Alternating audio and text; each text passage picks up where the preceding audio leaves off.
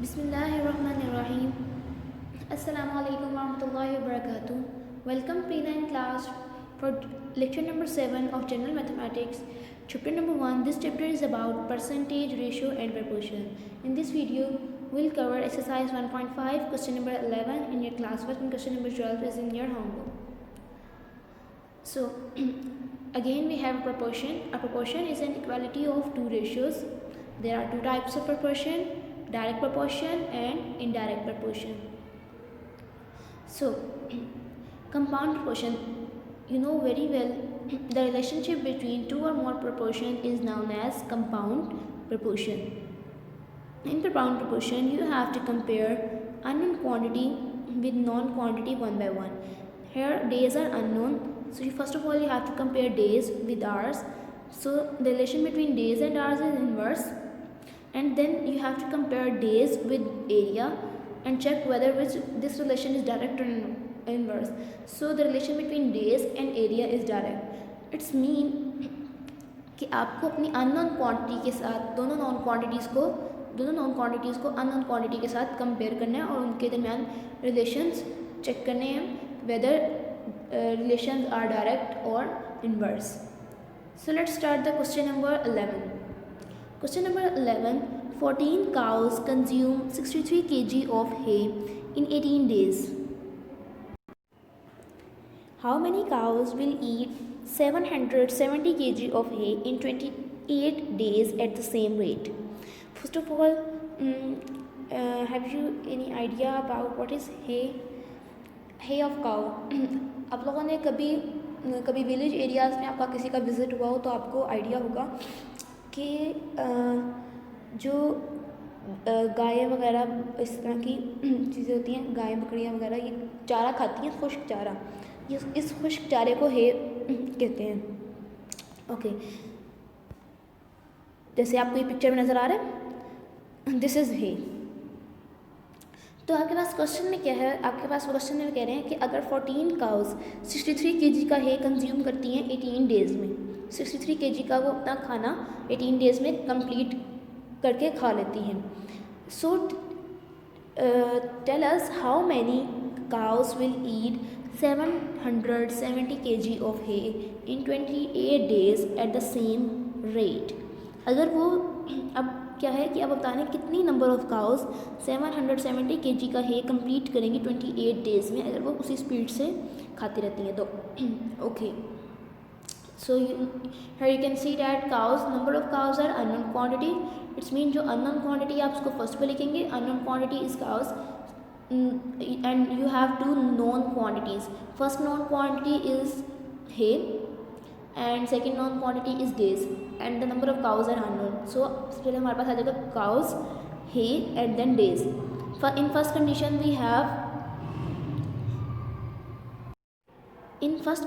we have 14 cows consume 63 kg of hay in 18 days. So tell us how many cows. How many cows? It means cows are unknown, so here we use x for unknown quantity. How many x cows will eat 770 kg hay in 28 days, right? So this is the standard arrowhead. unknown quantity के साथ आपका arrowhead upper direction में है because we considered it as a standard arrowhead. Okay, now you have to compare cows with hay and then you have to compare cows with days. तो पहले cow को hay के साथ compare करते हैं. अगर 63 kg का है 14 काउस खा रही हैं तो अगर हमारे पास अब अमाउंट ऑफ हे इंक्रीज़ हो गया, पहले 63 था अब 770 kg है हमारे पास मौजूद है, चारा 770 kg का पास चारा मौजूद है, तो ये कितनी काउस खाएंगी? ये बिल्कुल इसी तरीके से आप एज्यूम कर सकते हो जैसे कि आपके पास 63 प्लेट्स खाना है तो 14 काउस वो खा रही है, 770 प्लेट्स का खाना ज़्यादा काउस खाएंगी कम काउस खाएंगी. इट्स मीन कि नंबर ऑफ़ काउज भी इंक्रीज़ कर जाएंगी. सो अमाउंट ऑफ हे भी इंक्रीज़ कर रही है, नंबर ऑफ़ काउज पहले 14 थी, हम 14 से ही इंक्रीज़ कर देंगे जस्ट बिकॉज ऑफ दैट के अमाउंट ऑफ हे इंक्रीज़ कर रही है, उसको कंज्यूम करने के लिए नंबर ऑफ़ काउज ज़्यादा चाहिए. तो काउज और हे के दरमियान डायरेक्ट रिलेशन है. So put the arrow heads in upper direction. Now it's time to compare cows with days. Okay, now there is some task for cows. Cows को 18 days में एक बंडल ऑफ हे कंप्लीट करना है, तो वो 14 cows उस task को complete कर लेती हैं, 14 डेज़ में उस बंडल को फिनिश कर लेती हैं। अब काउस के पास क्या है, 28 डेज़ उनको दे दी गई, अब उनको वैसा ही सेम बंडल दोबारा प्रोवाइड कर दिया गया। अब उन्होंने 28 डेज़ में उस बंडल को फिनिश करना है। तो अब अगर लेस नंबर ऑफ काउस भी होंगी तो वो भी इजीली उस बंडल को फिनिश कर सकते हैं, बिकॉज उनके पास टाइम ज़्यादा है। अब टाइम की रिस्ट्रिक्शन ये कि 18 डेज़ में कंप्लीट करो, अब टाइम लिमिट बढ़ चुका हुआ है। 28 डेज़ में काउस ने कंप्लीट करना, तो कम काउस भी अगर वो बंडल कंप्लीट करने की कोशिश करें तो इजीली 28 डेज़ में कंप्लीट कर सकती हैं।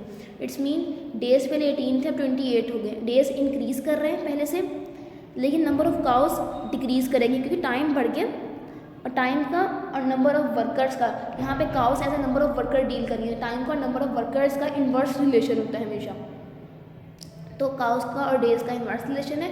सो एरो हेड की डायरेक्शन ऑपोजिट में होगी। Again tail will become your numerator and head will become your denominator.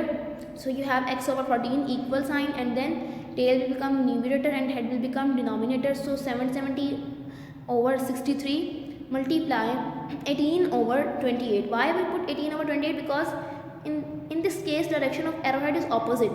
So this tail will become numerator and this head will become denominator. So write these quantities like that. Cutting is possible here. Do the cutting. As you see, 2 9s are 18, 2 1s are 2, 2 1s are 2, 2 4s are 8. It means you have 9 over 14, and here we have 7 1s are 7, 7 1s are 7, 7 0s are 0, 7 9s are 63. Here 14 is divided by x. Whenever you can transpose this 14, it will be multiplied with this expression.